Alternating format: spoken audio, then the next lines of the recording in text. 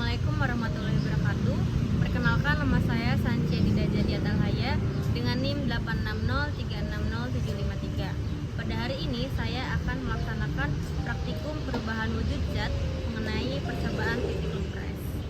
Tujuan dari praktikum ini adalah menguji bahwa titik lebur es adalah 0 derajat Celcius dan menguji bahwa titik didih air adalah 100 derajat Celcius. Adapun alat dan bahan yang dibutuhkan untuk percobaan ini adalah bongkahan es batu, bejana kaca, termometer, kompor mini, alat tulis, dan tripod untuk menyangga termometer. Sebelum melakukan percobaan, saya akan memasukkan terlebih dahulu bongkahan es batu ke dalam gelas, lalu mengukur suhunya, dan ternyata suhunya adalah 0 derajat Celcius.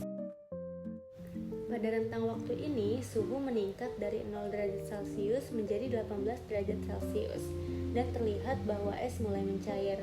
Fenomena ini menunjukkan proses peleburan, yaitu perubahan wujud dari padat menjadi cair. Selama proses ini, es menyerap kalor dari sumber panas.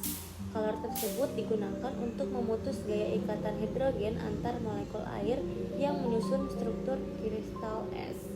Walaupun kalor terus diberikan, suhu tidak naik dengan cepat karena energi digunakan untuk perubahan fase, bukan untuk menaikkan suhu. Secara teoritis, proses peleburan air murni terjadi pada sekitar 0 derajat Celcius pada tekanan atmosfer standar. Setelah seluruh es mencair, suhu naik hingga 50 derajat Celcius, menunjukkan bahwa fase padat telah berubah seluruhnya menjadi cair. Pada tahap ini, penambahan kalor tidak lagi digunakan untuk perubahan fase, melainkan untuk meningkatkan energi kinetik molekul-molekul air sehingga suhu naik secara bertahap. Perubahan ini menunjukkan bahwa energi panas yang masuk sepenuhnya digunakan untuk menaikkan suhu air tanpa lagi memutuskan ikatan antar molekul padat. Air yang semula dingin mulai terasa hangat, menandakan peningkatan energi kinetik partikel cairan tersebut. Pada tahap ini, suhu naik dari 60 derajat Celcius hingga 73 derajat Celcius.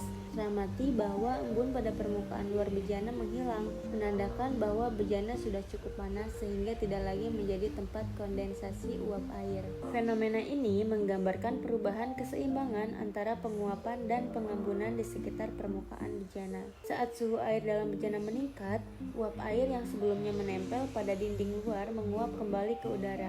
Ketika suhu mencapai sekitar 83 derajat Celcius, mulai muncul gelembung-gelembung kecil di dasar bejana. Hal ini menandai awal dari proses penguapan. Gelembung terbentuk karena sebagian molekul air memiliki energi kinetik yang cukup untuk lepas dari fase cair dan berubah menjadi gas. Pada tahap ini, tekanan uap air di dalam gelembung belum sama dengan tekanan udara di sekitarnya, sehingga gelembung dapat pecah sebelum mencapai permukaan. Inilah sebabnya air tampak beruap sebelum benar-benar mendidih.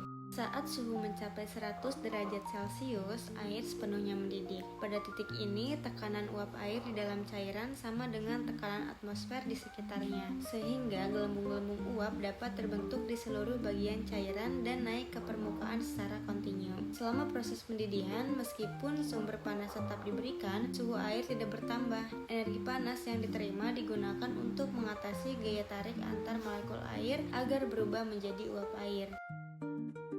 Berdasarkan hasil percobaan, dapat disimpulkan bahwa titik lebur es adalah 0 derajat Celcius dan titik didih air adalah 100 derajat Celcius pada tekanan udara normal. Saat es menerima panas, suhunya tetap 0 derajat Celcius hingga seluruh es mencair menjadi air. Setelah semua es mencair, suhu air mulai naik hingga mencapai 100 derajat Celcius, di mana air mendidih dan berubah menjadi uap. Hal ini membuktikan bahwa perubahan wujud zat terjadi karena adanya penyerapan energi panas atau kalor tanpa mengubah susunan kimianya. Dengan demikian, percobaan ini berhasil membuktikan kebenaran teori bahwa titik lebur es berada pada 0 derajat Celcius dan titik didih air pada 100 derajat Celcius. Sekian praktikum dari saya, semoga ilmu yang disampaikan dalam video ini dapat bermanfaat. Wassalamualaikum warahmatullahi wabarakatuh.